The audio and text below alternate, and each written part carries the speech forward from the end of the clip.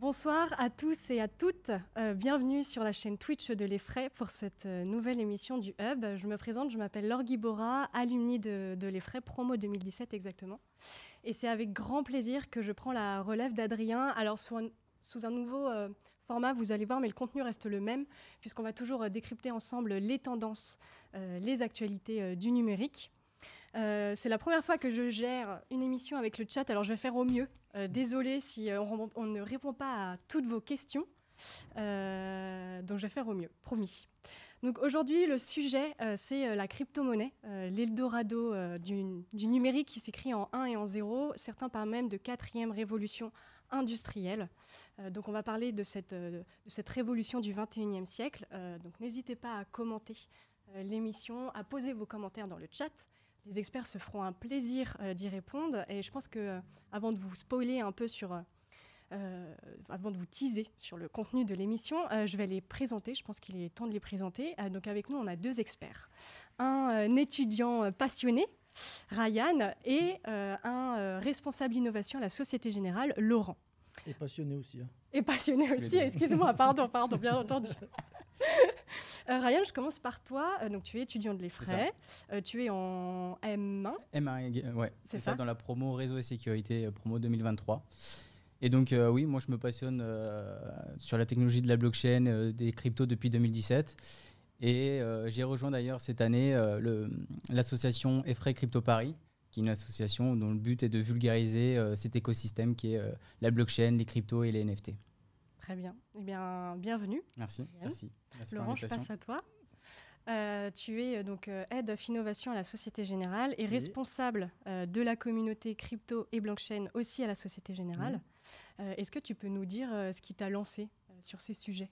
Alors, ce qui m'a lancé, déjà, je suis responsable innovation. Et en tant que responsable innovation, on a toujours les oreilles grandes ouvertes. Et on est à l'affût des opportunités en termes de nouvelles technologies. Donc, en 2014, je commençais à entendre parler de Bitcoin.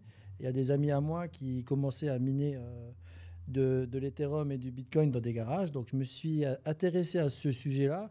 Et du coup, j'ai commencé à m'intéresser, à comprendre comment ça fonctionnait et aussi à comprendre les opportunités que la banque pouvait avoir ou pas sur ce domaine-là. Et c'est à partir de là que j'ai commencé à rédiger mes premières notes pour la direction et voir un petit peu comment on pouvait se positionner en tant que banque là-dedans.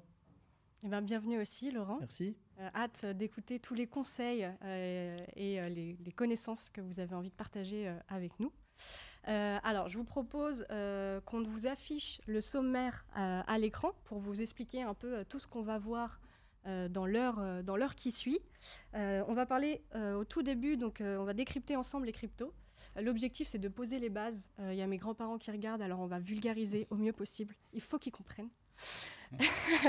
On va parler de lexique qui peut être parfois un peu compliqué. On va parler de blockchain, de proof of work, de proof of stake. Bref, voilà. L'objectif, c'est que vous compreniez un peu tout ça. Ensuite, on va élargir un peu le scope et on va parler des opportunités métiers et business. Donc, ça sera la partie tech et métiers. Et ensuite, on passera à la deuxième grosse partie de cette émission qui sont les battles, donc ma partie préférée. Et on va surtout s'atteler à regarder l'impact de la crypto-monnaie sur les finances décentralisées, sur l'État et aussi sur le citoyen qu'on retrouvera dans la partie Satoshi Mindset. Voilà, je pense que j'ai tout dit. On peut y aller. Je vous propose qu'on rentre tout de suite dans le vif du sujet et qu'on lance la première partie crypto décryptée.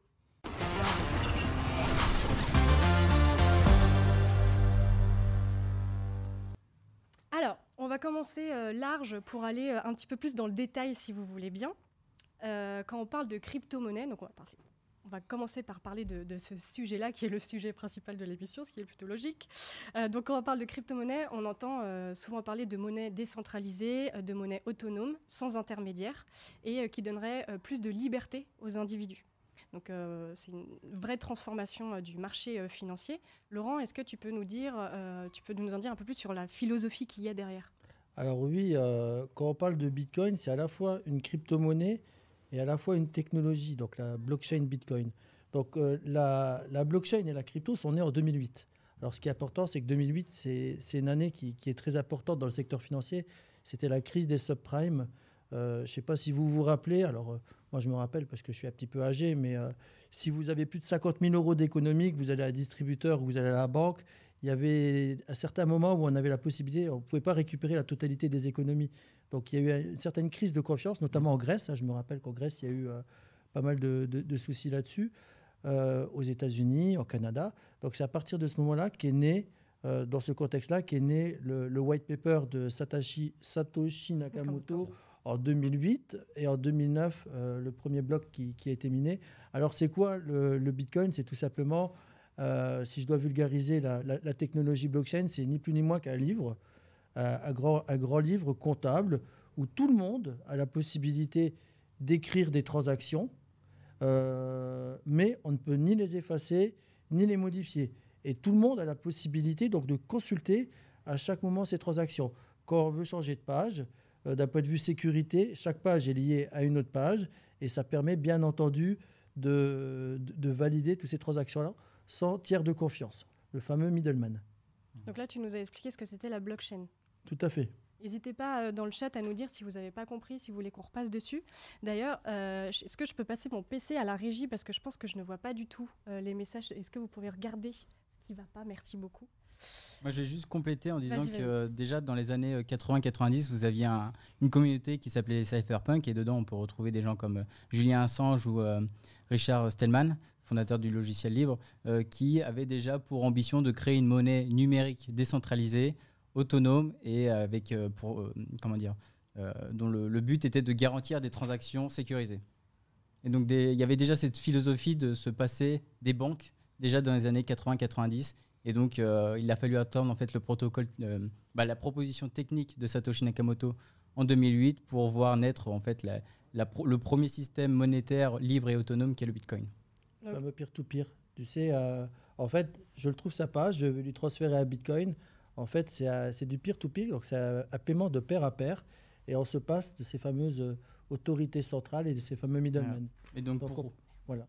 Moi, je voulais juste compléter pour dire que pour ceux qui ne savent pas ce que c'est qu'un réseau pair à pair, c'est par exemple moi je suis connecté à Laure et Laure elle est connectée à Laurent et puis à certains membres du chat qui sont eux-mêmes connectés. Donc en fait c'est un réseau qui sont connectés entre eux. Donc c'est pour ça qu'on dit que c'est un réseau distribué. Tout le monde est connecté entre chacun. Et est-ce qu'on peut dire que la blockchain est révolutionnaire en soi? Ryan par exemple. Je dirais qu'elle est révolutionnaire dans le sens où sa promesse, c'est de se passer d'un intermédiaire. Et donc aujourd'hui, ça fonctionne parce que Bitcoin se passe d'un intermédiaire et Bitcoin aujourd'hui vaut de la valeur. Et ça vaut environ, je crois, 38 000 $. Donc pour moi, oui, c'est une révolution ou dans le sens où pour partager de la valeur, je n'ai plus besoin de passer par un intermédiaire qui était avant soit une banque, soit X, soit autre chose. Donc, et qu'est-ce qui fait la différence aujourd'hui par rapport... donc il existe énormément de crypto-monnaies. Qu'est-ce qui fait la différence du succès du Bitcoin? Enfin non. La question c'est plutôt... donc on disait que ça existait... tu disais tout à l'heure que ça existait depuis quelque temps. Qu'est-ce qui a fait que le Bitcoin a connu le succès qu'il connaît aujourd'hui? Déjà, faut savoir que le Bitcoin, c'est d'abord un moyen de paiement. Donc Bitcoin avec un grand B. Et vous avez une unité de compte qui est Bitcoin avec un petit b. Et donc, c'est sur le réseau Bitcoin avec grand B que vous allez pouvoir faire des transactions en Bitcoin avec le petit b. Et donc, ce qui change, c'est que déjà, il faut se dire qu'il n'y a pas que la blockchain dans Bitcoin. C'est une des technologies fondamentales de Bitcoin, mais il y a également donc la preuve de travail, donc le proof of work qu'on parlera tout à l'heure. Il y a le réseau pair à pair qu'on vient d'expliquer. Et il y a aussi le fait que ça utilise de la cryptographie pour sécuriser les transactions. Donc c'est ça qui fait qu'aujourd'hui, Bitcoin est Bitcoin parce qu'elle crée de la valeur sur Internet. Parce qu'avant, sur Internet, ce qu'on est capable de faire, c'est du copier-coller. Quand j'envoie un mail, je copie quelque chose, mais je l'ai toujours dans ma boîte mail, je peux toujours envoyer ce mail. Alors qu'avec Bitcoin, lorsque j'envoie un Bitcoin à quelqu'un, je t'envoie un Bitcoin, eh bien, on sera capable, je suis capable de te prouver que j'ai bien envoyé ce Bitcoin et que tu l'as bien réceptionné. Et ça, tout le monde sur le réseau peut le voir. Donc voilà, c'est ça qui change. C'est le transfert de valeur sur un réseau sur Internet. Alors on parlera tout à l'heure de pourquoi c'est si sécurisé, justement, et c'est un lien avec ce que tu viens de dire. Pour le moment, je vous propose qu'on affiche la frise chronologique pour un petit exercice. Alors, on a préparé une frise chronologique qui reprend les grandes dates de l'histoire de la crypto-monnaie. On n'a pas tout mis, il y en aurait beaucoup. Du coup, ce que je vais vous demander, c'est d'en choisir deux qui semblent importantes pour vous et d'expliquer pourquoi elles sont importantes pour vous. Et je vais vous faciliter la tâche en prenant la première, qui est donc la publication du white paper de Satoshi Nakamoto en 2008, qui est pour moi vraiment l'acte fondateur des crypto-monnaies, puisque c'est dans ce white paper qui va expliquer la philosophie et le fonctionnement du Bitcoin, qui est la première monnaie des crypto-monnaies. La première monnaie des... Oui, c'est ça. La première crypto-monnaie. La première, merci. La première crypto-monnaie, ça mère, sonne mieux quand même. Et c'est à mon sens un peu un acte révolutionnaire, parce qu'à ce moment-là, on parle de décentralisation, alors qu'on est dans un système de centralisation encore aujourd'hui, qu'on a toujours connu. Et donc, Satoshi ne fera pas les choses à moitié, puisqu'il va sortir ce white paper en pleine crise financière de 2008. Et donc, avant de vous demander à vous vos dates, les dates que vous choisissez, Laurent, est-ce que tu peux rebondir justement sur cette notion de centraliser et décentraliser ?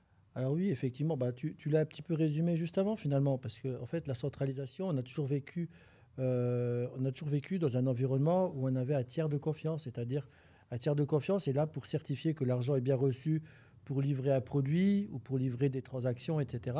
Donc, de façon décentralisée, ça veut dire qu'on n'a plus besoin de ce tiers de confiance qui permet de faire automatiquement des transactions dans de la blockchain de pair à pair sans ce fameux tiers de confiance ou ce fameux middleman. Qu'on dit en anglais, on parle de middleman. Donc aujourd'hui, on fait confiance au réseau et non plus à une entité. Et c'est ça qui change réellement au final. Ok, très bien. Donc plus à une banque. Voilà, non, par exemple pour les transactions. Ryan, je te propose de commencer, de prendre la main et de choisir tes deux dates et puis nous expliquer pourquoi. Eh bien, moi, je vais choisir 2009, création du premier bloc. Donc, il faut savoir déjà qu'un bloc contient en fait des transactions et ce bloc, pour le réseau Bitcoin, il est validé toutes les 10 minutes.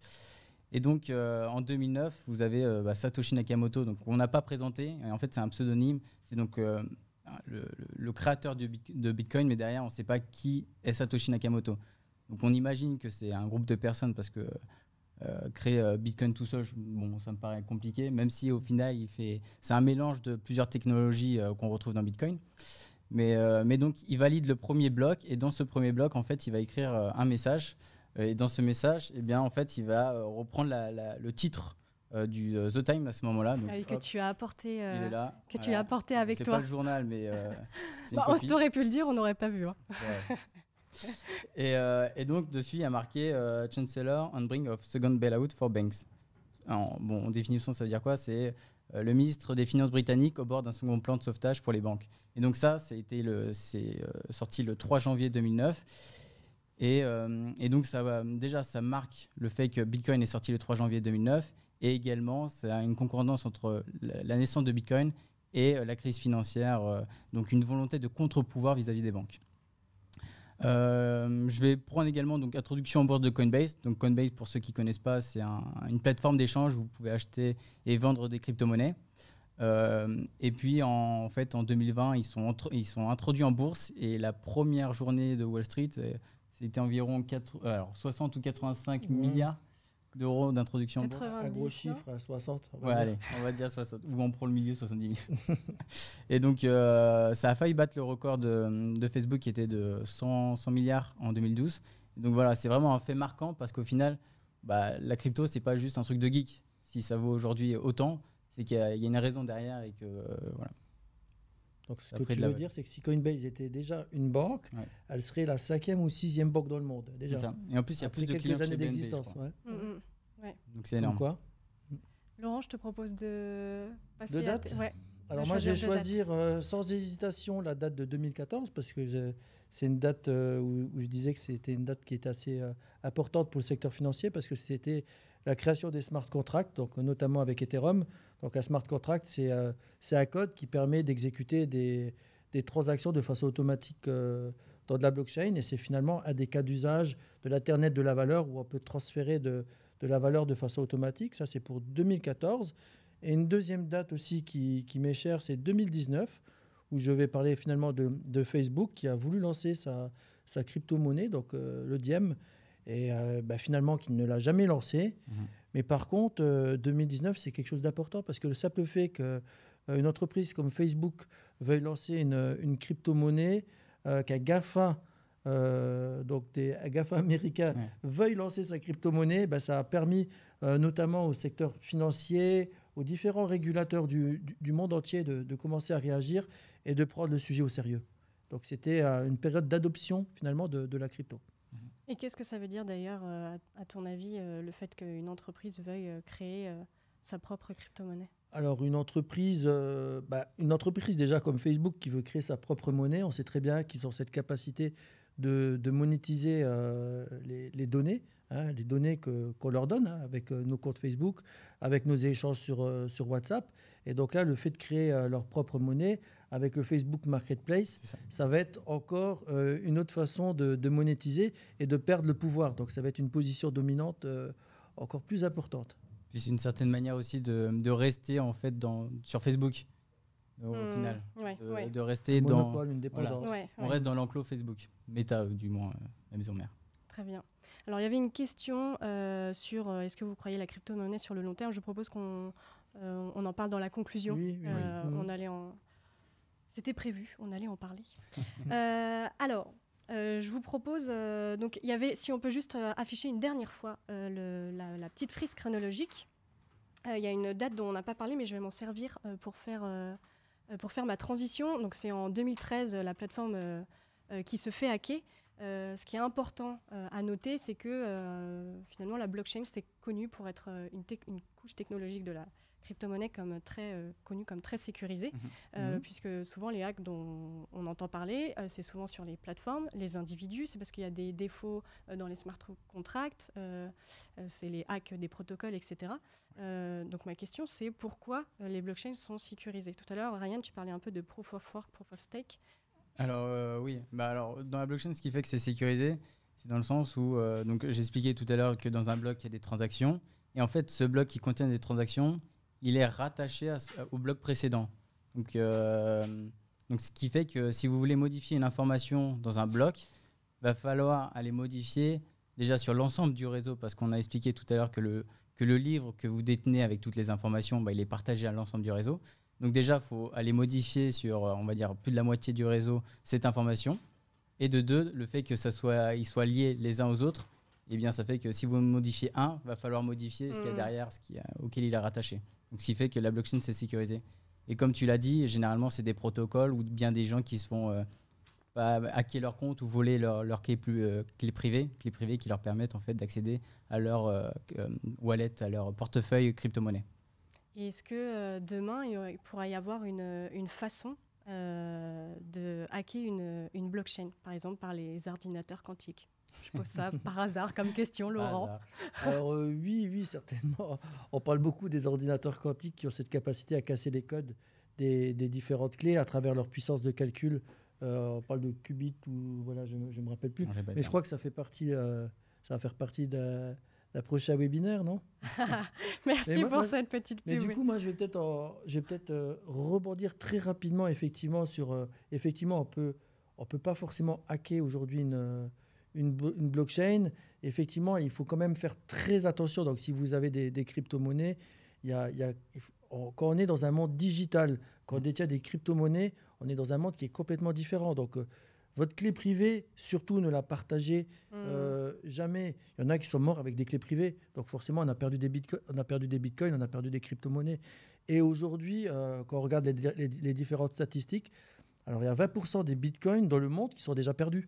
Parce qu'il y en a qui se sont fait hacker, il y en a qui ont perdu des mots de passe, il y en a qui ont tout ça sur leur téléphone. Il suffit qu'il y ait un upgrade sur le téléphone. On a vite fait de perdre la clé privée si vous ne l'avez pas enregistrée à un endroit. Il y en a qui ont commencé à miner en 2009. Alors, je ne sais pas si vous connaissez l'histoire du mineur dans le pays de Galles qui minait des crypto-monnaies en 2009 et 2010. L'équivalent d'à peu près 400 millions. Et vu qu'en 2010, il disait finalement, ce truc-là, ça ne sert à rien, ça ne prend pas de valeur. En 2012, je crois qu'il a déménagé. Dans le déménagement, il a balancé son disque dur dans une poubelle. Et en fait, il s'est rendu compte 8-9 ans plus tard que ça valait 400 millions. Donc, il a demandé à la NASA de l'aider pour retrouver, c'est Il l'a pas clés privées. retrouvé. Toujours pas. Donc faites surtout attention. Hein. D'ailleurs, c'est peut-être une bonne introduction pour expliquer qu'est-ce qu'un mineur ou proof of work. Oui, Parce vas-y. que Oui, au c'est vrai final, qu'on en on a a pas. parlé de mineurs, mais je ne sais pas si pour les gens, ça leur Oui, parle. oui, oui. Donc en fait, dans la blockchain de Bitcoin, vous avez en fait le bloc qui contient des transactions, il est validé toutes les 10 minutes.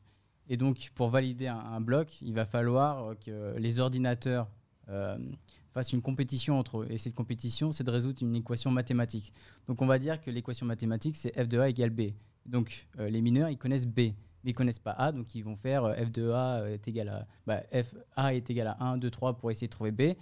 Et lorsqu'ils vont trouver A est égal à B, eh bien, le mineur va dire dans le réseau, j'ai trouvé A, confirmer donc que la solution, c'est bien ce que j'ai trouvé. Et donc, il y a un consensus qui va se mettre en jeu à ce moment-là. Les gens du réseau vont se dire, OK, il a bien trouvé la solution parce que je l'ai essayé, ça marche bien. Donc, il y a ce principe de difficulté de trouver la solution. Par contre, la validation, elle est très simple. Donc il y a ça, et donc une fois que le bloc est validé, vous pouvez passer au prochain bloc. Et donc pareil, il faut 10 minutes pour valider. Et ensuite, donc cette personne, elle est récompensée en Bitcoin pour son travail, pour son effort. Et donc en ce moment, il est rémunéré de 6,5 Bitcoin toutes les 10 minutes, la personne qui trouve. Et donc en fait, de base, la rémunération était de 50 Bitcoin en 2008, et tous les 4 ans, il y a ce qu'on appelle un halving, donc la rémunération est divisée par 2. Et donc aujourd'hui, on est à 6,25 Bitcoin en rémunération pour les mineurs. Et il y a aussi les frais de transaction pour payer les mineurs. Ça va, le cours a été multiplié par 10, donc on peut diviser par 2. Oui, c'est ça. Ouais. C'est ça. Ouais. Donc c'est des nouveaux métiers en fait. Les mineurs, c'est des nouveaux métiers. C'est ça. Pour certains, oui, c'est pas mal. On va parler justement des opportunités métiers, juste après l'instant gaming. Mais juste avant l'instant gaming, j'aimerais que l'on fasse un petit tour sur l'Instagram de Effray Crypto. Est-ce qu'on peut afficher à l'écran, justement, naviguer sur l'Instagram de Effray Crypto.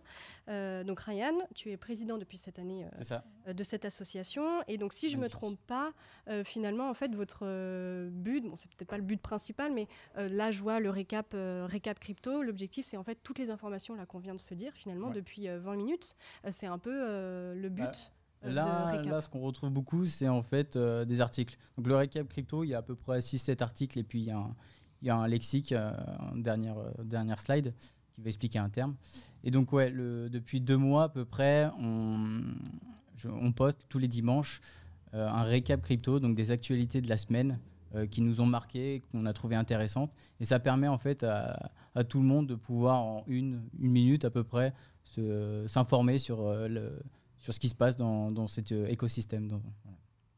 Et puis, je propose aussi des vidéos intéressantes à regarder, comme Le mystère de Satoshi, qui est un reportage sur Arte que je recommande fortement. Ouais, donc abonnez-vous, c'est ça ? Ouais, c'est ça, abonnez-vous. T'es abonné, je Laurent ? crois que Laurent, il va le faire. Non, je suis pas abonné, mais forcément, je fais aussi de la veille, donc je vais m'abonner. Là, il y a tout, tout concentré.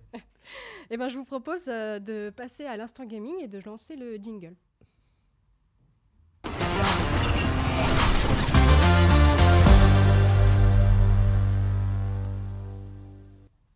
Alors, on ne pouvait pas faire une émission sans parler n'importe quoi, sans faire gagner des choses. Il faut parler aussi. Il faut parler aussi, c'est vrai. Sinon, ça serait dommage. Du coup, on va vous afficher à l'écran les lots qu'on va faire gagner. Donc, dans ce jeu, il y a 6 lots. Enfin, lots, je ne sais pas si je peux dire des lots. Il y a 6 cadeaux. Des beaux cadeaux. 6 cadeaux à faire gagner. Donc, il y a 5 livres de crypto MBA écrits en anglais. Important à savoir pour ceux qui le gagneront. J'espère que pour vous, vous parlez bien anglais. 5 livres à gagner The Crypto MBA, donc écrit par Frédéric Bonelli, qui va vous donner en fait toutes les bases si vous voulez investir dans les crypto-monnaies, parce que c'est vraiment pas le but de cette émission aujourd'hui. Donc voilà, ce livre-là est fait pour vous, et on va vous faire gagner aussi une clé Nano Ledger. Ryan, est-ce que tu peux nous expliquer ce que c'est une clé Nano Ledger ? Donc déjà, Ledger, c'est une entreprise française et c'est une licorne française, donc de la France. Et deuxièmement, donc une clé Ledger, c'est un moyen de sécuriser sa crypto-monnaie. Parce Comme on l'a dit tout à l'heure, il y a beaucoup de risques de se faire voler sa clé privée et de perdre toutes ces cryptos. Et donc, sur cette clé, vous allez pouvoir mettre vos crypto-wallets, vos crypto-monnaies, parce que généralement, vous les laissez sur des exchanges. Donc, on parlait de Coinbase, vous pouvez très bien laisser vos crypto-monnaies sur cet exchange. Sauf que le problème, c'est que c'est eux qui détiennent votre clé privée, alors que sur une clé Ledger, c'est vous qui la détenez et puis c'est déconnecté du réseau. Donc, il n'y a pas moyen de se connecter à cette clé depuis Internet et d'aller voler vos crypto-monnaies. Donc, c'est très important quand vous commencez à avoir une belle somme en crypto-monnaie, puis même pour n'importe qui. Très sécurisé. C'est ça.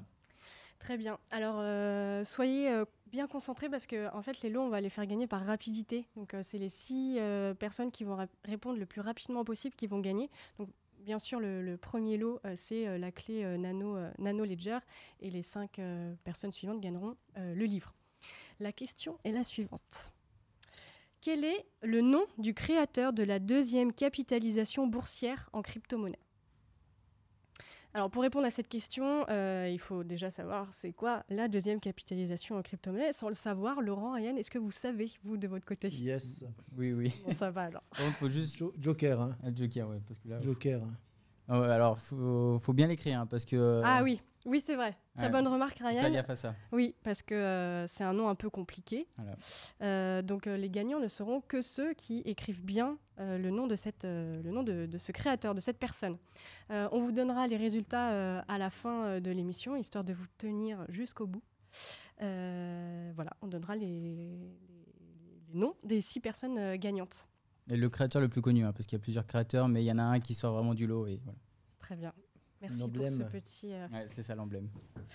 Eh bien, je vous propose de passer à la partie suivante. Passons maintenant à la découverte des crypto-monnaies. On va faire un panorama sur toutes les crypto-monnaies et parler d'opportunités métiers, ce dont on a un petit peu parlé tout à l'heure avec les mineurs. Du coup, jingle, tech et métiers.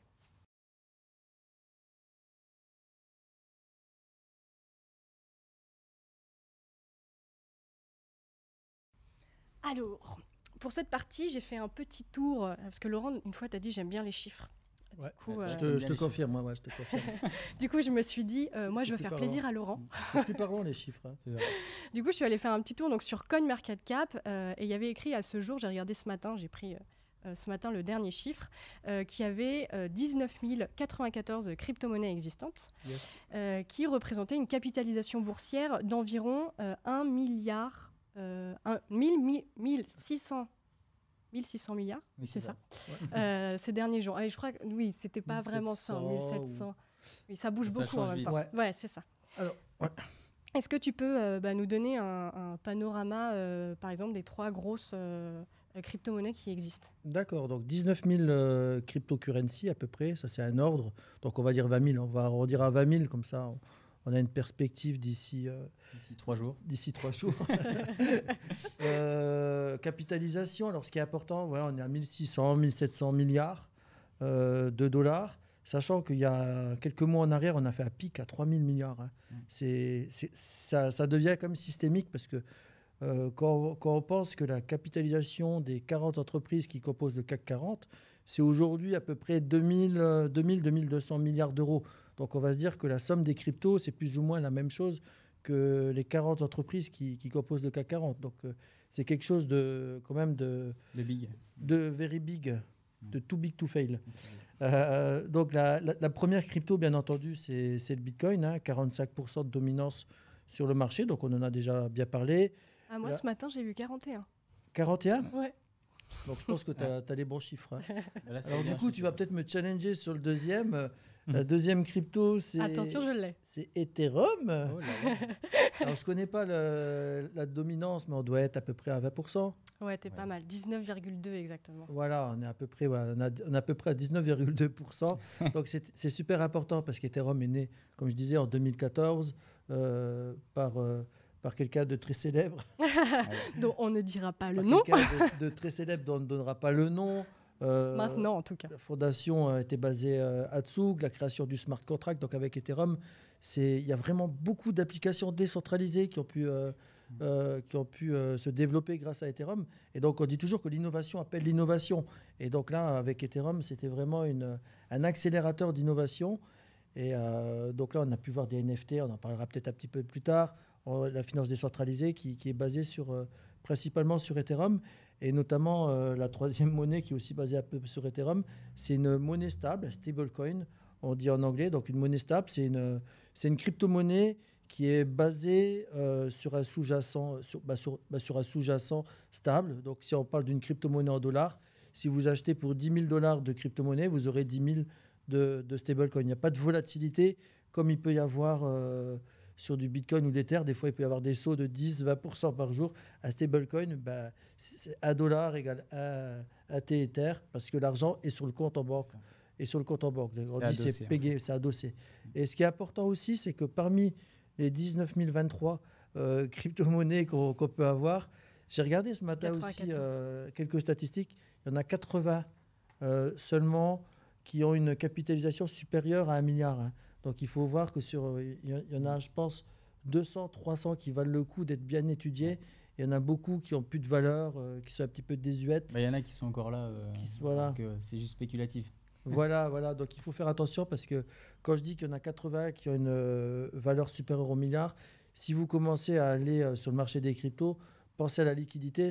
Il y a beaucoup de cryptos où il n'y a plus du tout de liquidité. Vous voyez peut-être des sauts de 40 ou 50% par jour, mais vous risquez de ne pas trouver un acheteur ou un vendeur. Quoi. Donc faites bien attention. Et justement, tu parlais de stablecoin. J'aimerais qu'on fasse un petit focus là-dessus sur la différence entre les crypto-monnaies.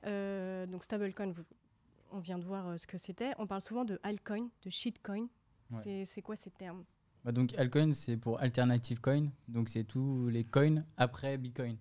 D'accord. Et donc vous allez retrouver Ethereum, Solana, Avalanche. Donc voilà. Donc Bitcoin, c'est la référence, donc c'est un coin. C'est la référence. Et toutes les autres, donc les 19 093 reste... du coup crypto-monnaies sont des altcoins, c'est ça ? Vous avez des altcoins. Et puis vous avez des shitcoins, donc des altcoins qui en fait n'ont aucun projet derrière leur coin. Donc ça vaut rien en fait. C'est pas que ça vaut rien, mais leur projet ne vaut rien et c'est juste spéculatif.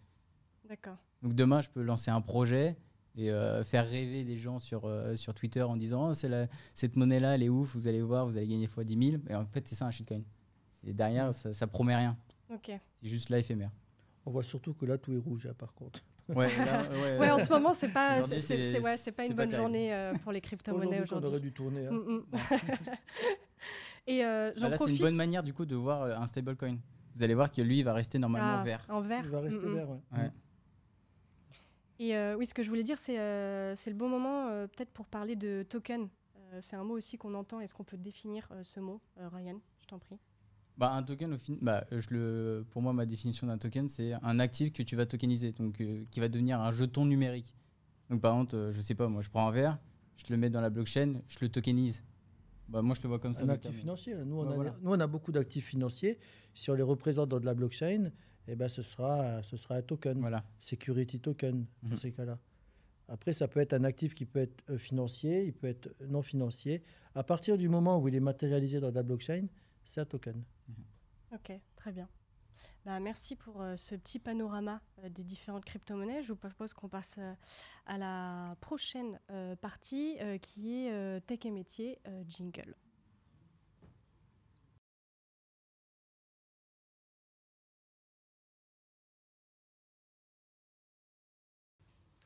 Alors, quand on parle de crypto-monnaie, on parle aussi de révolution de la confiance. Et donc là, je propose qu'on parle des cas d'usage avant de parler des opportunités métiers. En cas d'usage, il y en a plusieurs. Laurent, tu as écrit un article sur les NFT. Si on peut afficher, s'il vous plaît, l'article de Laurent qui parle des NFT, justement. Est-ce que, du coup, Laurent, je m'adresse à toi en attendant que l'article arrive. Top, super. Il est tout en bas de la page et je crois que c'était le premier de mémoire. Si vous pouvez descendre, là, c'est peut-être un... Oui, c'est qui est Laurent. Je vais anticiper. Alors du coup, oui. Tu vas me poser la question, c'est quoi un NFT ? Exactement. Oh là là. Alors un NFT, donc non-fungible token, donc un actif non fungible. Déjà, la première question qu'on doit se poser, C'est quoi déjà? Un actif, on sait ce que c'est. Ça peut être un actif financier, un actif non financier, ça peut être une pâture, ça peut être plein de choses. On va commencer par la non-fongibilité. Alors, j'ai toujours quelque chose dans ma poche. Je vais y arriver. Voilà. Qu'est-ce que tu vois là? Un billet de 20 €. Alors, si je te dis, Laure, est-ce que tu peux me faire de la monnaie et remplacer ce billet de 20 € par 2 billets de 10 € ou par 4 billets de 5 €? Est-ce que C'est Est-ce les que- aléas du direct. c'est les aléas du direct, mais Ah, lui, il voulait pas que tu donnes ton billet de 20. il voulait peut-être le billet de 20. peut-être, C'est mais, ça. Voilà. Exactement. Alors, du coup, c'est quelque chose de fongible. Parce que c'est interchangeable. D'accord? D'accord. Si je dis, est-ce qu'on peut remplacer une œuvre d'art par une autre? Non, c'est quelque chose qui n'est pas interchangeable. Ça, c'est des choses qui sont non fongibles. Donc, Ok. un NFT, donc c'est un actif qui est représenté dans la blockchain, parce que c'est un token, c'était notre définition, et qui est inscrit dans de la blockchain et qui est non fongible. Ça peut être des œuvres d'art. Vous prenez le cas avec Beeple, par exemple, qui est un artiste digital aux États-Unis, par exemple. Et ben Beeple, qu'est-ce qu'il a fait? Il a mis toutes ses œuvres d'art, il les a mis sur de la blockchain. Donc, si vous voulez acheter une œuvre d'art qui est sur de la C'est blockchain, possible. sans avoir l'œuvre d'art, c'est possible, vous pouvez l'acquérir. Donc, nous avons souvent des œuvres d'art. Dans le sport, on a vu aussi qu'il y a des instants, des moments dans le sport. Ouais. Dans la NBA, par exemple, Top Shot. le Top Shot, tous Ouais, les, Top meilleurs, Shot, ouais. les meilleurs paniers. Alors, du coup, moi qui suis plus âgé que vous, j'ai fait la collection Pas tellement. des Panini. Vous savez, les petites vignettes, là, que ce soit au foot ou au vélo. Moi, je suis un cycliste. Donc, du coup, j'achetais souvent les vignettes Panini. Donc là, aujourd'hui, on a la possibilité de les acheter dans de la blockchain et elles sont uniques. Donc là, sur chaque joueur de foot, par exemple, il y a 1111 cartes qui sont créées avec des niveaux de rareté. Et bien entendu, derrière, ce qui est magique, c'est qu'on a la capacité de monter des équipes, de vendre des joueurs. Et les valeurs des joueurs, elles sont indexées également à la Aux performances, ouais. la performance en direct. Donc il y a des nouveaux jeux qui se sont créés derrière. Donc on peut, en fait, c'est une accélération encore de la digitalisation et des nouveaux business models. Donc là, on Ok. parlait du cas de Sorar, entreprise française De également. Sorar, ouais. De Sora. Licorne. Qui est Sorar. Ouais. Sorar. Sorar. Sorar, Ouais, comme Ok, rare. c'est ça. Sorar. Très bien. Alors, on va passer aux opportunités métiers maintenant. Ryan, je te propose, avec du coup ton regard d'étudiant, en tant qu'étudiant, quels sont pour toi les métiers que tu as identifiés comme intéressants aujourd'hui? Ouais. Et est-ce que tu penses qu'il y a des métiers qui vont être... Est-ce que tu as déjà un premier avis là-dessus? Est-ce que tu penses qu'il y a des métiers qui vont être intéressants demain? Ah oui, bah, il y a des métiers développeurs aujourd'hui sur la blockchain. Si vous êtes débutant ou même expert, je peux vous dire que vous pouvez vous faire pas mal d'argent. Donc. Et est-ce que développeur, c'était en rapport avec les mineurs ou c'est encore deux choses Non, différentes? c'est autre chose, les Ok. mineurs. Les mineurs, en fait, vous achetez juste une machine, on va dire, qui mine et tourne pour Qui vous. fait... Ok, Voilà. très bien. Ok. C'est tout. Alors que là, développeur, donc vous pouvez développer des contrats intelligents, des smart contracts, des applications décentralisées. Et vraiment, aujourd'hui, sur la blockchain, bah, comme c'est un milieu récent où il y a beaucoup d'argent et qu'il faut que ça aille très vite, eh bien, les développeurs sont énormément recherchés par les projets. Donc, si vous êtes développeur, bah, je vous invite à aller checker les offres d'emploi et vous allez voir, il y en a plein, notamment sur Discord. Et puis, il y a également, alors ça, c'est un autre aspect, mais le fait de la communication. Il y a les projets pour se faire connaître, ils passent beaucoup par les réseaux sociaux. Ouais. Et donc, ils ont besoin de gens qui sont capables d'attirer ce public, un public. Et donc, ils vont demander, par exemple, des gens qui sont capables de faire des mèmes, de faire rire des gens. Bah, juste ça, en fait, déjà, les projets sont attirés par ces profils. Donc, pareil, si vous n'êtes pas développeur, mais que vous savez faire des mèmes, vous savez faire des beaux messages, des articles, bah, il y a une opportunité pour vous. Et puis, dans la cyber, pareil, il faut auditer les blockchains, bah, les consensus de blockchain. Donc, là-dessus, il y a du boulot aussi. Laurent, toi, en tant qu'acteur du marché Alors, dans les banques, est-ce que tu en vois aussi des Alors- métiers intéressants? Alors oui, alors je suis tout à fait en phase avec toi. Donc le secteur financier il est en train de s'organiser sur cette partie-là. Donc il y a effectivement quelques opportunités qui sont relativement rares par rapport à tout ce qui peut être industrie des startups et des nouvelles initiatives qui sont en train de se créer. Donc il y a beaucoup d'opportunités, notamment sur Paris et dans les grandes places, dans les différentes grandes places. En Suisse, c'est un pays qui est très crypto-friendly et sur lequel il y a des belles initiatives qui sont développées, et à la vallée de Souk, dans laquelle il y a beaucoup d'emplois sur la blockchain. Je me suis aussi amusé à regarder les différents emplois. À Berlin aussi, hein, vous prenez le cas de Berlin, c'est un pays où il y a énormément de tech et de tech sur la partie blockchain, parce qu'il y a des fondations, il y a des initiatives qui se développent dans des pays et dans des villes qui sont en capacité d'attirer des talents. Hein, parce que les talents de demain, ce sera certainement les plus beaux projets d'après-demain, on va dire. Alors dans le chat, on demande est-ce que la Société Générale embauche et si oui, quelles sont les offres proposées. Vous avez peut-être un site parce que je pense que les offres sont très la liste est longue. Après sur la partie blockchain, on est encore assez limité sur les offres d'emploi, mais je pense que il faudra attendre encore 1 ou 2 ans pour que ça se développe. Bien entendu, ouais. On a des initiatives, on a beaucoup d'initiatives qui tournent dans le business, mais voilà, ça va se faire. Ça va se faire tout doucement. Très bien. Et bien maintenant qu'on a réparé les problèmes de plateau, merci à ceux qui se sont occupés. Tu vas ranger ton... Il n'y a pas eu de blessés, je vous rassure. Normalement, voilà, mon billet de vin est parti. Ouais. C'est ça. Ce que je vous propose, c'est donc passer à la seconde partie, non pas du tout, la prochaine partie, qui est une des nouveautés de l'émission. Je vous parlais un peu de nouveautés dans le format tout à l'heure. C'est typiquement le cas. Donc, je vous propose d'accueillir avec nous un 3e expert qui est lui expert innovation et créativité, Jingle.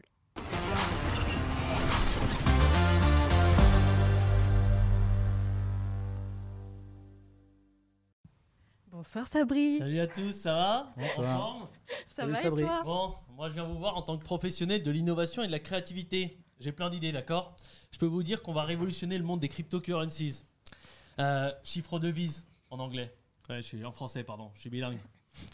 Je vous le dis, ça va très vite avec moi. Les gens qui disent crypto-monnaie, ça me tend, d'accord? Ça m'énerve. Bon, j'ai fait un petit stage au Canada, donc c'est peut-être pour ça. Bon, première idée. Vous connaissez tous TikTok? Oui. Yes. On va créer le TikToken. Le token de TikTok. Pour ceux qui n'avaient pas compris, bien sûr. D'ailleurs, j'ai choisi une chanteuse super connue pour faire la promotion. Je ne sais pas si vous connaissez Aya. Aya Nakamura. Non, Aya Nakamoto, la fille de Satoshi Nakamoto. Personne ne la connaît, moi oui. D'ailleurs, je connais très bien aussi Satoshi Nakamoto. J'ai commencé à lui écrire des chansons, si vous voulez. Je vous fais une démo. Ça vous dit? Oui, bah vas-y. Allez.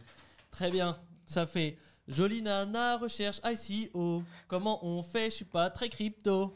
Bon, ça aurait fait le buzz en 2017, je peux vous dire. Sinon, j'ai Hello Bitcoin, mais qu'est pas ça? J'entends des bails atroces sur toi. À ce qui paraît, tu t'es craché. Mais quand est-ce que tu vas remonter au crypto? Non, chiffro. Bon, il y a encore du travail, mais je crois qu'on tient quelque chose. Vraiment. Ça vous plaît? Ouais, carrément. Ah oui, Ouais, je sais, je suis un génie. Bon, deuxième idée. J'ai analysé les marchés et je sais comment on va s'en mettre plein les poches. Tu veux que je te donne le filon? Vas-y. Ok. Règle simple. À chaque fois que j'achète une monnaie, le cours baisse. Et quand je vends, ça monte. Donc je sais pas qui est le petit rigolo qui joue avec mes nerfs, mais j'ai trouvé comment le contrer. Et c'est pas grâce à cette super carte changement de sens. Non, en effet, si vous avez cru On y que a c'était... cru. Bah non, si t'as cru que c'était par rapport à ça, je peux te dire qu'il faut que tu retournes à l'école. Ah mince. Non, du coup, ma technique, toi t'achètes quand je vends, et moi je vends quand t'achètes. Ça me va. Allez, Eh oui, logique. je suis. Du coup, ensuite on fait 50%, et à nous les bénéfices à gogo. Je suis un génie, je vous l'ai déjà dit. Ok, vous voulez une dernière idée? Vas-y. Vous n'avez pas le choix de toute T'es façon. bien parti.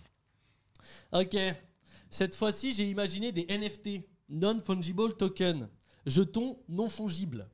Ouais, je suis bilingue, je vous l'ai déjà dit, vraiment faut arrêter de me faire répéter. Ok, fermez les yeux, s'il vous plaît tout le monde, et imaginez le NFT le plus chouette du monde. Ouvrez les yeux. Ouais, c'est une chouette, en effet. À quoi ça sert? À dire que vous êtes quelqu'un de chouette. Vous mettez en photo de profil cette chouette sur les réseaux sociaux et les gens savent que vous êtes la personne la plus chouette du monde. C'est comme ça. Bon, ça, c'est le NFT qui a été imprimé en 3D. Du coup, forcément, maintenant, c'est un FFT. Fully Fungible Token. Un jeton totalement fongible. Ouais, je sais, je suis bilingue. Vraiment, faut arrêter de me faire répéter, je vous l'ai déjà dit. Bon, et puis là, j'ai lancé un dernier projet NFT, ok ? Je vous la fais courte. Je pense que ça va faire un carton. Ça s'appelle Color. Et non, pas comme le truc de musique Colors. C'est Non, je vous exactement retiens. ce que j'allais te dire. Eh, je sais, t'es fan de musique. Du coup, le projet, c'est quoi ? Je demande à mon petit frère de colorier dans des formes géométriques. Ok, je vous montre un exemple. Ça, c'est un Colors. Bon, il déborde encore un peu, il y a des choses à faire. Mais On tient quelque chose. on tient... Ben oui, clairement. Bien sûr. Je vous le dis, le premier qui est sorti, j'ai mis un prix 500 000 $. Dollars, c'est les dollars. Ouais, je suis américain, je sais. Arrêtez de me regarder comme ça me gêne. Le seul problème, bon, là, il y a un mec qui m'a fait une proposition pour 12 $. Je sais pas comment je vais faire, mais sachez un truc, c'est que tout l'argent est reversé à une association. Caricative. En effet, des vacances pour Sabri. Très intéressant. Je te tiendrai informé quand j'y serai. Bon, l'avantage, c'est que ça me coûte rien. Enfin, j'ai quand même promis à mon petit frère que j'allais l'inviter à Disneyland. Pour l'instant, j'ai pas les fonds. Donc, s'il y en a un de vous trois, excusez-moi, qui a 200 $ à me prêter, voilà, c'est comme ça. Personne ? Bon, je vous enverrai ma carte par mail. On est comme ça. Elle est sur la blockchain. T'imagines ? Ok. CV sur blockchain. Bon, je suis en train de révolutionner tout. J'ai plein d'idées. Hein. Si vous voulez des nouveaux trucs, il y aura un QR code sur ma carte. Vous pourrez faire un don à mon asso. Allez, je vous laisse. J'ai une nouvelle idée là. Je vais créer un NFT de cette chronique. Les gars, on va se faire de la thune, je vous le dis. Moi. Allez, bonne soirée. Ah, je suis un Merci génie. Sabri. Merci Sabri. Bon, je vous propose de retrouver Sabri désormais à chaque nouvel épisode du Hub. Donc cet expert en innovation et en créativité. Je ne sais pas ce qu'il va faire sous le quantique du coup. Ouais, c'est compliqué là. Ah, En tout cas, alors, elle a bien apprécié. On se reprend. Alors, je vous propose désormais de passer au battle. oula. Au battle et débat. Ma partie Je me bats préférée, pas, je sais pas ça. jingle.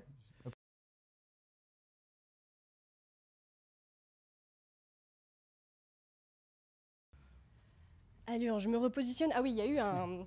J'en ai profité pour regarder le chat et j'ai vu qu'il y avait une question sur que pense la Société Générale des nouvelles restrictions de l'Europe sur les crypto-monnaies et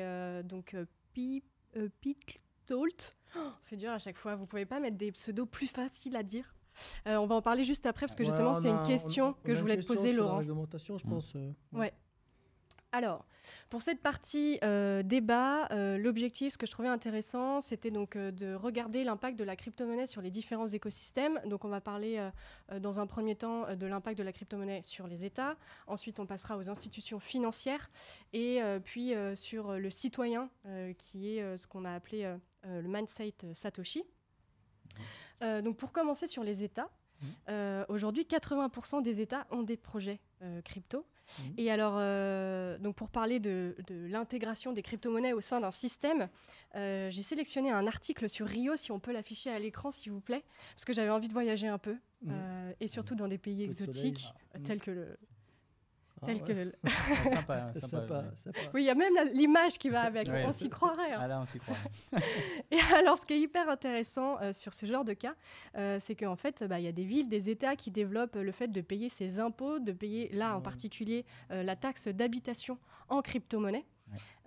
Et alors moi, j'ai été très étonnée parce que en connaissant un peu le mindset de Satoshi, ce pourquoi il a créé le Bitcoin, jamais je me serais dit que les villes et les États allaient adapter, intégrer les crypto-monnaies dans leur système. Du coup, je vous pose une question. Est-ce que vous connaissez d'autres cas ? Et surtout, en fait, ce qui m'intéresse, c'est de savoir qu'est-ce que vous en pensez, Laurent, Alors, par du exemple. coup, effectivement, alors il y a plusieurs éléments. Alors oui, des cas, j'en connais des tonnes, et pas besoin d'aller à Rio. Il suffit d'aller en Suisse, par exemple. On peut aussi payer ses impôts à Lugano. Je crois qu'on peut payer son train ou on peut payer ses PV à Zug. Donc voilà, il suffit d'aller en... Zug, c'est une ville en Suisse, c'est ça ? Voilà, c'est un canton et c'est une ville en Suisse. Donc, en Suisse, ils sont déjà très crypto-friendly. Bon, c'est dommage que c'est payer ses impôts ou ses taxes d'habitation. On préférait faire autre chose des fois avec. C'est pas faux. Voilà. Mais on parlera de d'autres cas tout à l'heure. Voilà. Ensuite, on a aussi des villes. On a une île qui s'est créée, l'île Satoshi, Elle va être créée, je crois, non? Elle va être créée, ouais, où on peut être propriétaire d'une maison, mais on doit la payer en bitcoin, Ouais. des trucs comme ça. Mais ce qui est important, c'est que il y a 2 cas de figure. Soit les États sont en train de réfléchir pour créer leur propre monnaie centrale, donc monnaie digitale de banque centrale, ou CBDC, parce que du coup, moi aussi, je parle super bien anglais. Ouais. Central Bank Digital Currency. Ah, moi j'ai la version française. Voilà. Monnaie numérique des banques MDBC, ouais. centrales. Et donc là, typiquement, on est en train de regarder en Europe pour créer le Digi-Euro. C'est le cas en Chine, aux États-Unis, un petit peu partout. C'est les fameux 80%. Donc, c'est des banques centrales qui sont en train de réfléchir pour créer leur propre monnaie digitale. Et il y en a qui se disent, pourquoi pas adopter le Bitcoin et d'utiliser le Bitcoin et de le donner un côté souverain au Bitcoin. Et ça a été le cas du Salvador. Ouais, le Salvador, Et l'année dernière. il y a certains pays, il faut se rendre compte qu'il y a certains pays où il y a des taux d'inflation qui avoisinent les 1000-2000% par an. Et le simple fait de passer une journée, on a perdu limite la moitié de notre Les fortune. Vénézuéliens. Voilà, donc après, ouais, peut-être une monnaie stable, ça aurait été peut-être un peu plus judicieux qu'adossé à du dollar ou des trucs comme ça aurait été un petit peu plus judicieux. Mais aujourd'hui, de mémoire, c'est juste aux Bahamas qu'il y a une seule monnaie qui est live. La Chine, c'est vraiment tout proche du live, mais c'est aux Bahamas. Ils utilisent déjà le yen Ça. numérique Mm. qui s'appelle ICNY. Et ils sont dessus depuis 2014. Et je crois que pendant les Jeux Olympiques, il y a eu plus de volume de transactions avec ce yuan numérique Yuan, ouais. qu'avec Visa, par exemple. Ok. Ça montre que voilà, c'est Ouais. vraiment imprégné dans. Après, voilà, c'est des monnaies digitales de banque centrale.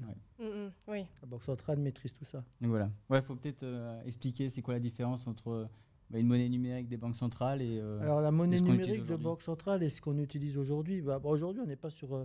Il y a des formes de monnaie qui ont été créées avec les banques commerciales qui peuvent créer de la monnaie. Donc là, après, ça dépend parce qu'il y a des monnaies numériques de banque centrale où ce sera la banque centrale, on aura un compte directement à la banque centrale. Mais après, ça dépend des setups. C'est pas encore gagné que ce soit ce setup-là. Ce qui est important, c'est que dans une monnaie numérique, c'est de savoir qui est l'émetteur de la monnaie. Dans ces cas-là, ce sera une banque centrale. Dans le cas des stablecoins, ça peut être une entreprise.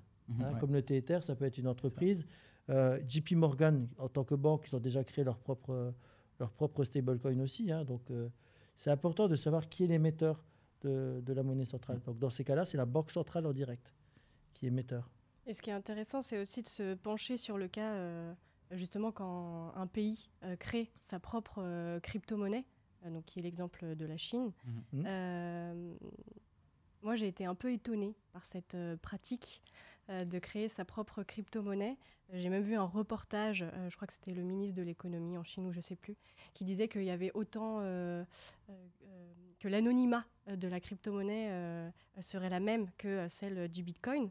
La réponse est non. Ayane, est-ce que tu y crois?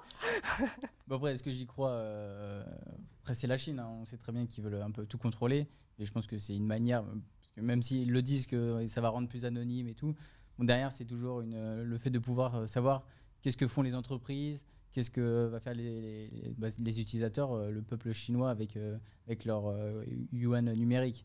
Donc, c'est toujours une manière de pouvoir contrôler sa Maîtriser les population. flux, Ouais, ouais. Contrôler la population, maîtriser les flux. Et après, effectivement, il faut savoir que quand on parle d'anonymat sur le Bitcoin, on est plus sur du pseudonymat. Ouais, mais là, faut marquer la différence. C'est pseudonyme. En fait, vous avez une adresse avec une adresse où, dans le réseau Bitcoin, en fait, on voit toutes les transactions et les transactions sont associées à une adresse.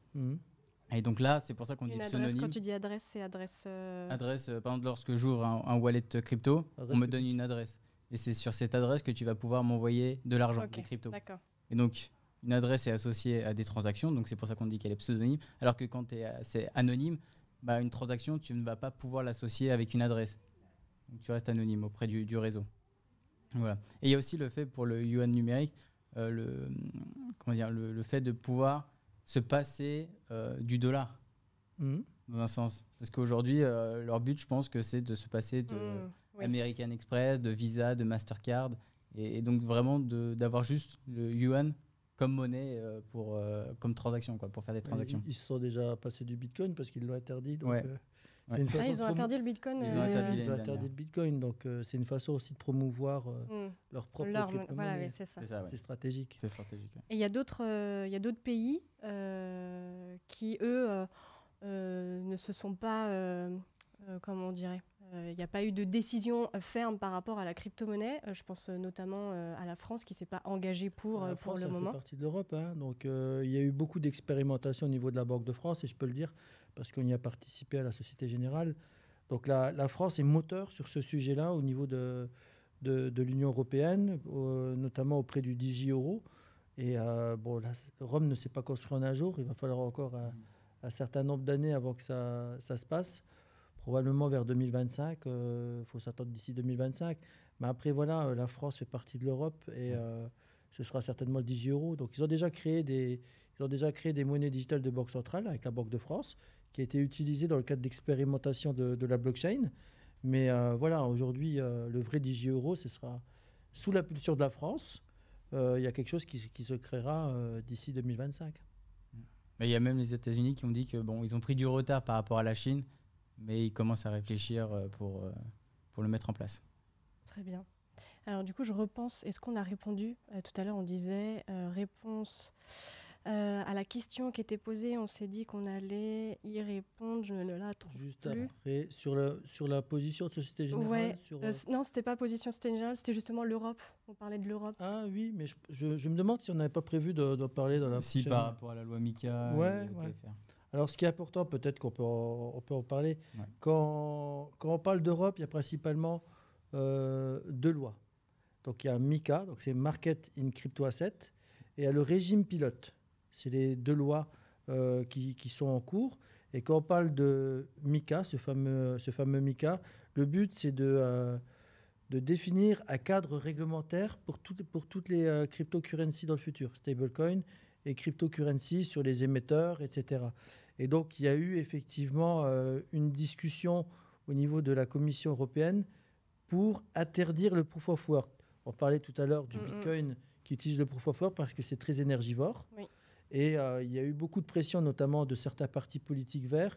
Et à un moment donné, ils regardaient pour interdire ce protocole en Europe. Donc, tous les mineurs de Bitcoin qui sont en Europe ou tous ceux qui utilisent des blockchains avec du proof of work, ils se sont dit attention, il y a un gros risque là-dessus. Et il y avait surtout un risque de compétitivité par rapport à l'Europe. Donc là-dessus, voilà, ça c'est le régime, on va dire, tout ce qui est MiCA, c'est tout ce qui est cryptocurrency et stablecoin. Et après, on a le régime pilote. Donc le régime pilote, c'est pour tout ce qui est security token. Donc c'est des instruments financiers qui sont représentés dans la blockchain. Donc là, pour ce cas-là, il y a un régime qui va se développer avec 3 ans d'exemption par rapport à la réglementation. Donc ça, c'est à partir de la fin de cette année-là.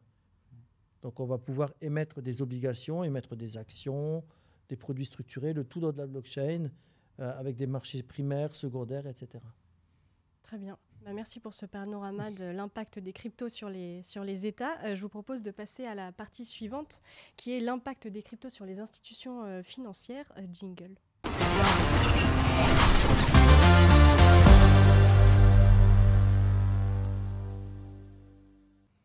Alors, pour cette partie, on va parler pas mal de finances décentralisées. Et alors moi, pour préparer cette émission, je ne connaissais pas du tout ce terme. Et je suis tombée sur un article que je vous conseille grandement, qu'on peut faire apparaître à l'écran. C'est un article de Coin Tribune. Ça s'appelle Tout comprendre. C'est ça, tout comprendre à la finance. C'est bizarre, non? Tout le comprendre à la... Non, ok, tant pour moi. Tout comprendre à la finance décentralisée, donc DeFi, en 10 minutes. C'est un article hyper complet. Je dirais pas que j'ai tout compris, mais en tout cas, ça m'a donné les bases, des bonnes bases. J'ai appris qu'on pouvait faire des prêts grâce à la crypto-monnaie. Et ça, je veux absolument qu'on en parle. Je trouve ça génial. Du coup, Ryan, est-ce que tu peux nous expliquer comment ça fonctionne? Déjà, ce qu'il faut comprendre, c'est que DeFi, c'est donc finance décentralisée. Et donc, c'est être capable de faire ce que font les banques, mais sur la blockchain. Et donc, on va pouvoir faire des prêts, on va pouvoir avoir des assurances. Voilà, on peut avoir tout type de... on peut avoir tout ça. Et donc, c'est assez complexe à expliquer. Mais en gros, des prêts, si par exemple, j'ai 10 000 bitcoins et que j'ai besoin d'acheter une voiture, mais que je n'ai pas envie de sortir ces 10 000 bitcoins, je vais faire un prêt pour avoir 10 000 euros. On va dire qu'un bitcoin, ça vaut 1 euro. Et par contre, je vais devoir mettre en frisé, quoi. collatérisation. Alors, je sais plus si c'est Collatéral. voilà, en collatéral, un peu plus de cette somme pour que si jamais. Alors, c'est assez complexe, mais en gros, il faudrait que je rembourse ce que j'ai donné par rapport à ce qu'on m'a donné. Bon, ça, je serais pas capable vraiment de. C'est du surcollatéral. Voilà. En fait, la DeFi, c'est ni plus ni moins qu'un secteur, c'est un secteur financier sans middleman. Donc, c'est cette capacité à placer de l'argent, hein, et d'avoir des taux de rentabilité élevés, cette capacité d'emprunter, cette capacité de mettre du collatéral. Donc, en fait, toutes les bases du secteur financier, ils ont été repris et tout ça se fait de façon automatique, sans tiers de confiance. Et c'est des smart contracts, justement, ce qu'on voyait, ces fameux codes qui permettent d'automatiser des transactions. On a aussi, tu disais, des assurances, mais on a aussi des échanges décentralisés, donc des échanges sans on appelle ça des bulletin boards, des affichages, quand on voit les ventes, les intentions d'achat et les intentions de vente, etc. Donc là, on a même des bourses décentralisées. Donc c'est un concept qui est tout nouveau et qui a pu être réalisé notamment avec Ethereum et avec les smart contracts d'Ethereum. Parce qu'en fait, Ethereum, il faut le voir comme un grand ordinateur. Au-dessus, vous pouvez développer des applications décentralisées, donc qui sont sur la blockchain. Et donc, vous avez des échanges décentralisés où dessus, vous allez utiliser votre portefeuille de crypto pour aller acheter directement, on appelle ça on-chain, sur la blockchain. Et Laurent, comment les banques, je m'adresserai à toi parce que tu travailles dans une banque, comment les banques s'intègrent dans ce concept? Parce que c'est un peu des compétiteurs, du coup, on peut appeler ça comme ça. Alors des compétiteurs, oui. Alors, oui, pas forcément des compétiteurs, c'est quelque chose de nouveau aujourd'hui. Je n'ai pas forcément vu de banque encore très active. Ils se sont pas inquiétés quand ils ont vu qu'on pouvait avoir des rendements à 10, 20, 30%? Pas encore. C'est quelque chose de relativement nouveau. Quelque chose de nouveau et quelque chose de totalement non régulé. Parce qu'aujourd'hui, ce qu'il faut savoir, c'est quand on est une banque, on est régulé, on a beaucoup d'obligations et on travaille pour le bien de nos clients.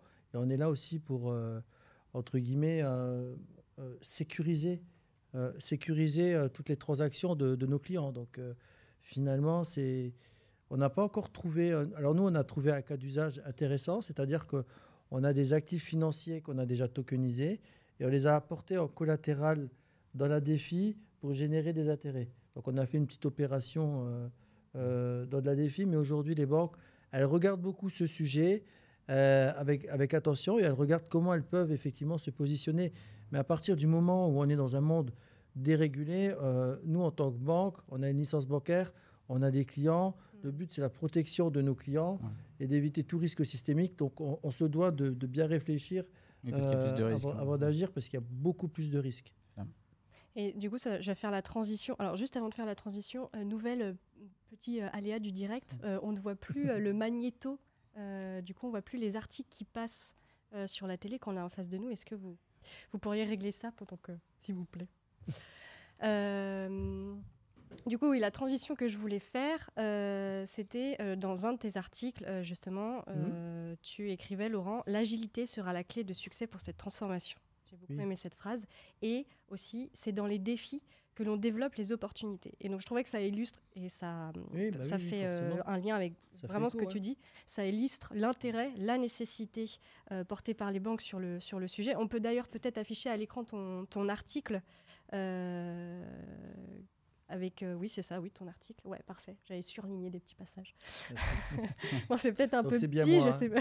Oui, c'est... Elle est un peu plus bronzée maintenant. Et donc, ce qui est intéressant là, c'est mince, comment on appelle le VS, là, justement, on compare, merci. Voilà. De comparer le modèle actuel VS, le modèle décentralisé, puisque les banques, si on reprend vraiment la vision de Satoshi, c'est pourquoi il a créé le Bitcoin, c'est les banques sont centralisées, il y a des intermédiaires, c'est inégalitaire, c'est payant, etc. Voilà, du coup, comment les banques font face à une monnaie décentralisée qui redonne le pouvoir aux citoyens? Alors oui, non, mais c'est une très très bonne question. C'est qu'aujourd'hui, pour en revenir à l'article, je reste persuadé que si on est spectateur, il y a un moment donné, on doit prendre en compte la stratégie et le changement. Et si on ne fait rien, on doit l'acter dans la stratégie. C'est toujours l'histoire du train. Il y a un ou deux trains qui vont passer. Le premier train, si on le laisse passer, j'ai tendance à dire c'est pas grave, on sait qu'il y aura un second train. Mais le second train, soit on rentre dedans, mais si on ne prend pas le second train, on va prendre l'avion, mais ce sera certainement plus cher. Ouais. On va se dire. Donc là, il y a un moment donné, il faut être en capacité de faire tout ça et d'acter ça directement dans sa stratégie. Donc là, sur la défi, pour moi, on est encore dans une zone d'ombre. Et pour moi, le secteur financier, dans les 2 prochaines années, je ne vois pas forcément, surtout dans le secteur bancaire, dans l'asset management, ça va être différent. La gestion d'actifs, ils vont peut-être s'y mettre. Et encore, ce sera certainement des asset managers innovants de plus petit calibre.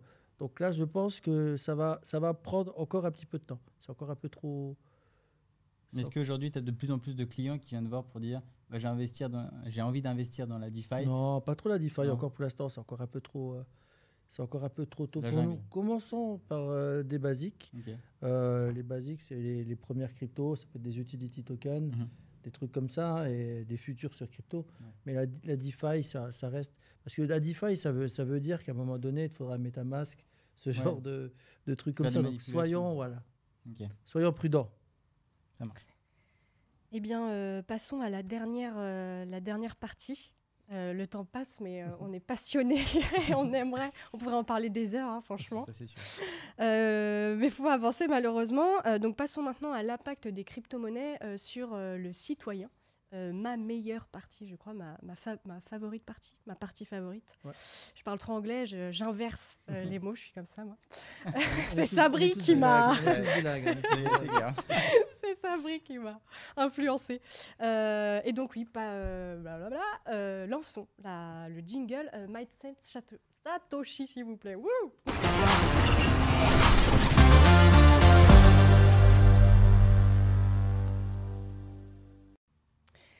Alors, cette partie, elle me tient particulièrement à cœur. Donc, pour rappeler la raison d'être de la crypto-monnaie, c'est rendre le pouvoir aux citoyens. Donc, tout à l'heure, on parlait du Salvador. On peut prendre cet exemple, je pense, pour illustrer cette première partie. Et surtout, à la ville El Zonte. Parce que, au Salvador, de manière générale, il y a quand même 70% des habitants qui n'ont pas de compte bancaire. C'est plutôt énorme. Les frais sont très élevés pour transférer l'argent. Et c'est vrai que là-bas, les membres de la famille vont souvent travailler ailleurs dans les autres pays tels que les États-Unis et renvoient ce qu'ils ont gagné, une partie de ce qu'ils ont gagné aux membres de leur famille qui sont restés sur place. Et je trouve que là-bas, le Bitcoin vraiment a permis de créer une monnaie locale. Ça a ajouté une dimension sociale, une certaine inclusion financière, on pourrait même dire. Et voilà, donc ça leur permet à eux de créer des nouveaux business. Certains même font leur première transaction financière, c'est assez énorme quand on se dit qu'on est au 21e siècle. Puis il y en a aussi certains qui peuvent dorénavant économiser de l'argent, alors qu'avant la mentalité, enfin il y a encore beaucoup maintenant je pense, mais la mentalité c'est plus je mets des sous de côté seulement si j'ai un compte bancaire, ou alors je mets des sous de côté sous le matelas et je peux pas en mettre beaucoup, quoi. Et donc pour la première fois il y en a qui font ce genre d'économie, donc je trouve cet exemple assez parlant et assez fou sur tout ça. Et je vais juste compléter en disant que tu parlais de 70% de la population qui n'était pas bancarisée. Et bien en fait, je crois que c'était en un mois et demi, 70 à 75% de la population détenait un portefeuille Bitcoin. Donc ça montre la facilité pour une population à juste installer un wallet Bitcoin et de pouvoir en faire des transactions. Et t'expliquais aussi le fait que les échanges internationaux, on va dire, pour les familles qui partent à l'étranger. L'argent. Voilà, et y a Cambridge qui a fait une étude et qui a dit que Western Union, donc qui permet ces échanges, perdrait peut-être 400 millions dus au Bitcoin qui serait légalisé au Salvador.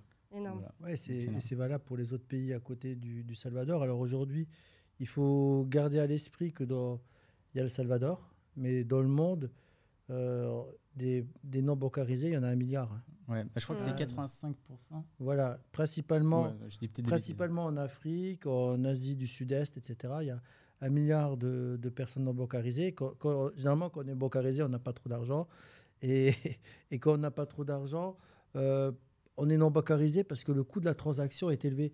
Genre, je veux te transférer 1 euro, ben, vu que le coût de la transaction il va être au moins de 1 euro, ça ne vaut pas le coup. Donc, ça va permettre de faire de la microfinance et aussi de remettre des personnes dans le circuit financier. Et c'est ça qui est important. Et la blockchain et les cryptos, elles ont permis alors pas de rebancariser, parce que ça ne veut pas forcément dire que c'est des gens qui vont revenir vers des banques, mais d'avoir un accès privilégié au circuit financier, finalement. C'est ça. Ouais. Et donc, là, on voit que ça aide les pays en développement. Et un autre aspect que je voulais aussi montrer, c'est si on va sur le site CoinTribune, donc pareil, quand j'ai préparé l'émission, j'ai lu énormément d'articles, j'ai vu énormément de vidéos pour au moins savoir de quoi je parle un minimum. Et donc, je suis tombée sur le site CoinTribune et le menu payer en crypto. Et en fait, je trouvais ça assez fou parce que moi, clairement, la crypto-monnaie, c'était de l'investissement spéculation. Je ne voyais pas du tout toutes les possibilités à côté. Et en fait, rien que le fait quand j'ai navigué sur payer en crypto et que j'ai vu en fait qu'on pouvait payer ses vacances en crypto-monnaie, qu'il y avait un vrai développement à l'échelle de la crypto-monnaie, même si je pense qu'il y a encore beaucoup à faire. Ça n'empêche qu'on peut payer ses vacances, on peut faire des dons. Je vais prendre le cas pour les dons de Wikileaks. En 2010, quand ils ont vu subitement leur campagne de dons stoppée par PayPal, Visa, Mastercard et la banque, et ils sont passés par le Bitcoin pour qu'on puisse leur donner, faire des donations. Donc, ça prouve qu'il n'y a pas de censure en fait avec Bitcoin. Vous ne pouvez pas censurer le réseau Bitcoin. C'est ça. Il y a même des sportifs qui demandent une partie de leur salaire en Bitcoin. Ah oui, on est bien placé au PSG. Hein. Oui, c'est vrai, il y en a aussi au PSG. League, hein. Lionel Messi, c'était avec le token PSG, je crois. PSG Fans Token, mais il y en a plein. Il y a une vingtaine de clubs en Europe qui sont en fan token. Même pas le président, le maire de New York ou de Miami, je me souviens plus. Il a été payé ses 3 premiers mois en Bitcoin, c'est Bloomberg. Non, pas le successeur de Bloomberg, je crois. Je me souviens plus. En tout cas, voilà, il y a un maire aux États-Unis qui se fait payer. Après, c'est important. Alors, on parle du Bitcoin qui est le paiement, hein, c'est du peer-to-peer, on a bien dit. Hein. Electronic Cash System, hein, ça c'est vraiment le cœur du Bitcoin. Mais après, derrière toutes les autres cryptos, il y a des projets. Et c'est ça que le mot important que je peux vous donner, c'est il faut toujours être curieux dans la vie. Il faut toujours aller lire le white paper de chaque projet parce que c'est en lien avec vos convictions personnelles. Et derrière, en théorie, sauf les shitcoins, mais derrière chaque coin, il y a un projet, des cas d'usage. Effectivement, on peut payer plein de choses. On peut payer des impôts, on peut payer des taxes d'habitation, des vacances, mais il y a encore plein de nouvelles choses qu'on peut faire, comme la finance décentralisée. Et plus on fait de choses, plus ça ouvre la porte à encore d'autres choses. C'est ça. Et est-ce que vous avez payé... J'ai une question. Est-ce que vous avez payé un de ces services vous avez des crypto-monnaies. Est-ce que vous avez déjà testé de payer un de ces services ou pas encore? De souvenir, je crois pas, non. Non. Okay. Ah si, j'ai N'importe, fait donation du coup pour l'Ukraine. Ah, t'as fait via crypto-monnaie? Via crypto, ouais. Ok, énorme. Génial. Top. Ensuite, je voulais parler de Je m'y perds, ça y est. Ça fait déjà 1h15, c'est pour ça. Non, c'était bon pour cette partie. Tu voulais parler d'environnement, j'en suis sûr. Non, l'environnement, on a dit que sinon on pourrait parler des heures et des heures. Il y a beaucoup de choses vu qu'on a pris la décision en amont de se dire, allez, on s'arrête là quand même. C'est intéressant, on peut faire plein de choses. Ouais, c'est clair. Mais n'hésitez pas à nous dire si c'était intéressant pour vous et que vous voulez en savoir plus. On pourra faire un épisode 2. À nous demander que si sur c'était de la valeur. Voilà. Si on considère... Oui, on va le faire à la conclusion. Ryan, excuse-moi. laisse-toi porter. Oui, je me laisse porter. Par toi alors. On parlera de l'environnement. Oui, je parle de l'environnement. Oui, voilà, si tu veux. Exactement. Du coup, je vous propose de conclure. Je crois qu'on n'a pas de jingle comme ça. Conclusion. Voilà. Allez. Jingle tout seul, ça sera nous. Alors, on va vous annoncer les gagnants. Est-ce que c'est possible qu'on me donne les gagnants sur un petit papier? Parce que je n'ai pas d'oreillette, j'ai rien. Alors, ça arrive apparemment. Je vais juste préciser que sur le compte de l'ECP, il y a également un wallet crypto à gagner, un wallet de crypto device, Bitbox. Cette fois-ci, c'est une entreprise suisse. Et donc, c'est très simple, vous allez sur le dernier post qui est le récap crypto 7, je crois. Et il faut juste liker, être abonné au compte ECP et de partager dans les commentaires une actualité qui vous a marqué cette semaine. Donc voilà, très simple. Très bien. Le tirage cette semaine. Merci pour cette petite pub. Il Tu y veux a faire pas de une souci. dédicace aussi ou pas? Allez, Profite. Valentin. Très bien. Alors, j'ai le nom du gagnant. La réponse déjà à la question. Je vous écoute. C'était quoi la réponse à la question? À la question, c'est... Vous voulez que je vous C'était rappelle la compliqué, là. question? C'était Vitalik Buterin. Buterin. Ah oui, ok. Ouais, c'est ça. Ouais. Vitalik Buterin. Alors, j'ai le Nickel. nom du premier gagnant et on contactera les suivants après l'émission. Du coup, c'est Oz. Ouais, c'est ça, le winner is Ozbirn. Ah, Alors, mais- j'espère. C'est mon vice-président en fait.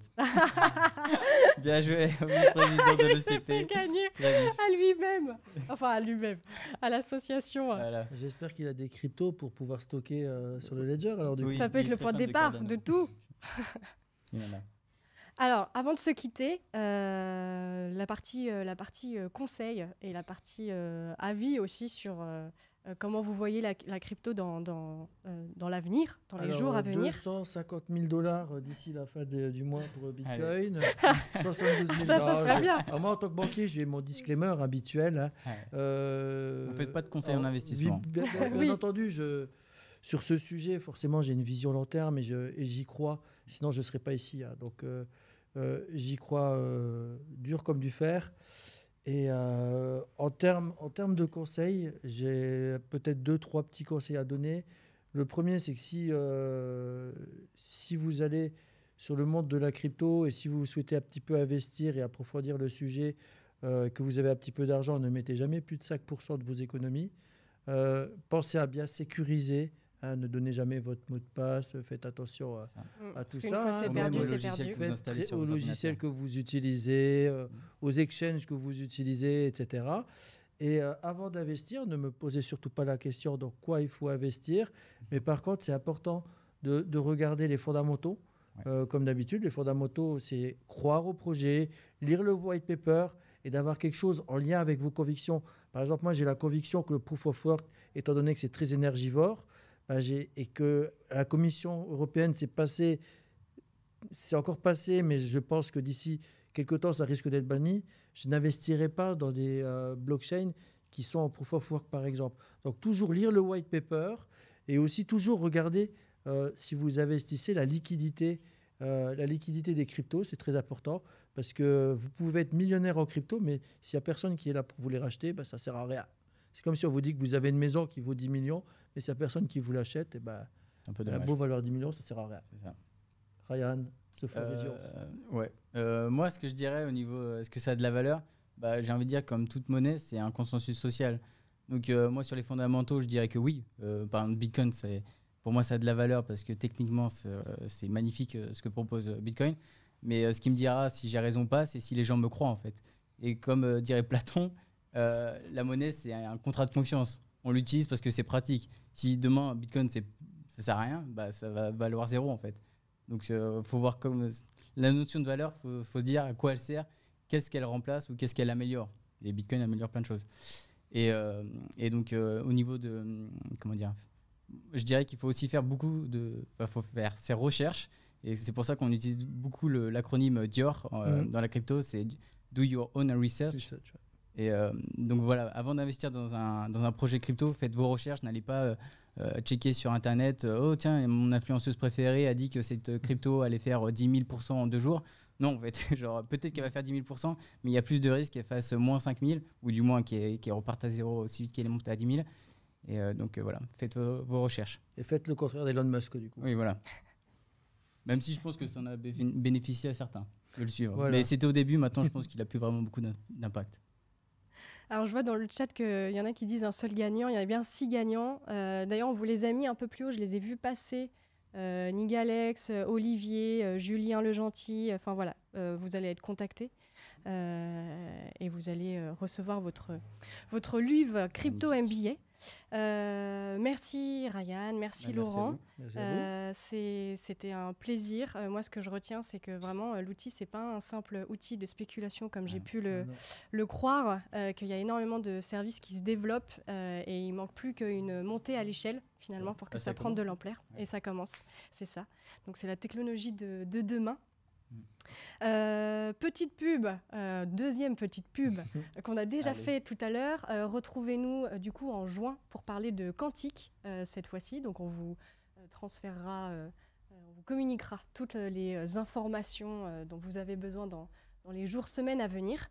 Et puis, moi, je vous dis à la semaine prochaine, j'allais dire, mais pas du tout. En juin, ouais, c'est ça, ça y est, on est parti là, ça y est.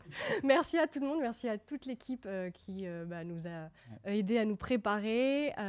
Merci à WhatsApp Prod aussi, qui nous fournit les locaux et qui nous a donné plein de conseils. Merci à Sabri pour son intervention, merci Jean-Philippe, merci l'équipe Effray.